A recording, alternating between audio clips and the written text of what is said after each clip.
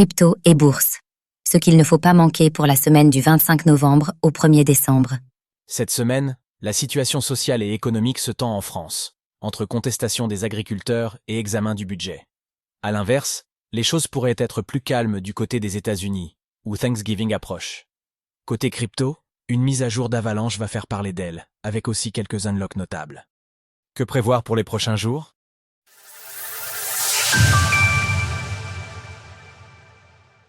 Lundi 25 novembre, mise à jour d'Avalanche, AVAX, et unlock de WorldCoin, VLD. Ce lundi, la blockchain Avalanche procédera à sa mise à jour. Fuji 9000 points. Il s'agit de la dernière étape avant Avalanche 9000, la plus grande update du réseau à ce jour. Le token AVAX pourrait donc être en mouvement. On note aussi ce jour un unlock d'ampleur chez WorldCoin. LD.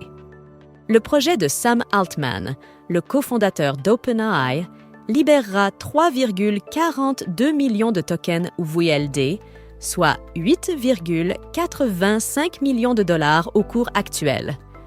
Côté macro, la France pourrait connaître des remous dans les prochains jours. Le climat social se tend ces dernières semaines avec la grogne des agriculteurs et les protestations aux fermetures d'usines.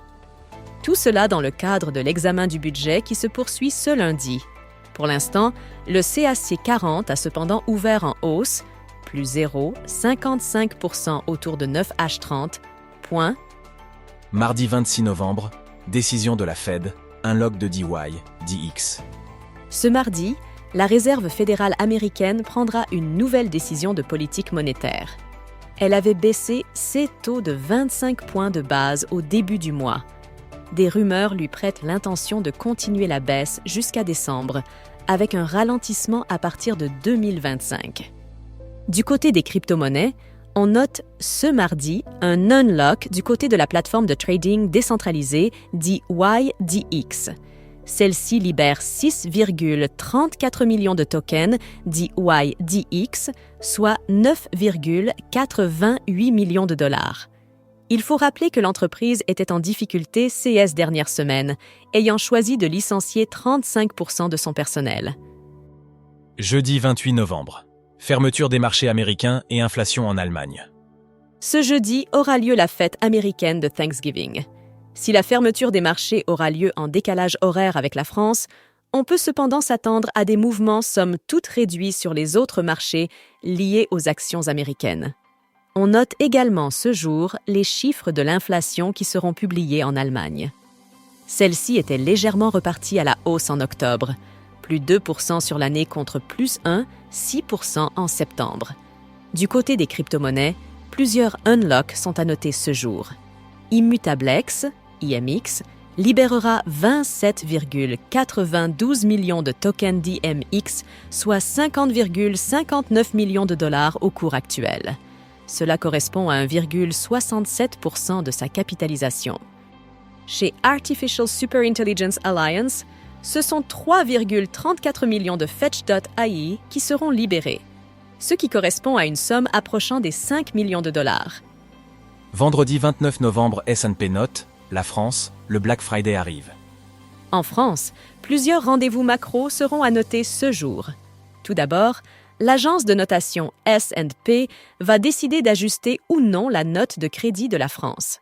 La décision devrait être particulièrement surveillée, alors que Moody's avait lancé un avertissement à l'Hexagone il y a quelques semaines. Nous connaîtrons aussi les chiffres de l'inflation de novembre ce même jour. L'inflation s'était stabilisée en octobre dernier, avec une hausse sur l'année chiffrée à 1,2%, tout comme le mois précédent.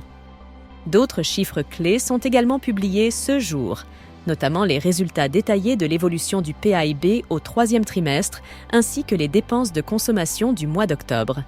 Pour le Black Friday, la séance sera également écourtée sur les marchés américains. Peut-on s'attendre à une fin de semaine léthargique avant le week-end? Et du côté du Japon, le taux de chômage du mois d'octobre sera publié en même temps que l'inflation à Tokyo en novembre. À surveiller également cette semaine, le lancement du staking pour le token de Starknet, le STRK. La blockchain confirmait ce lundi le lancement de l'infrastructure dédiée, qui s'est déroulé comme prévu. Cette mise à jour permettra aux détenteurs de STRK de les verrouiller pour générer des récompenses de manière passive. La grogne sociale en France, qui monte depuis quelques semaines. Dans un contexte tendu, le Premier ministre Michel Barnier pourrait être sur un siège éjectable, si l'on en croit certains analystes.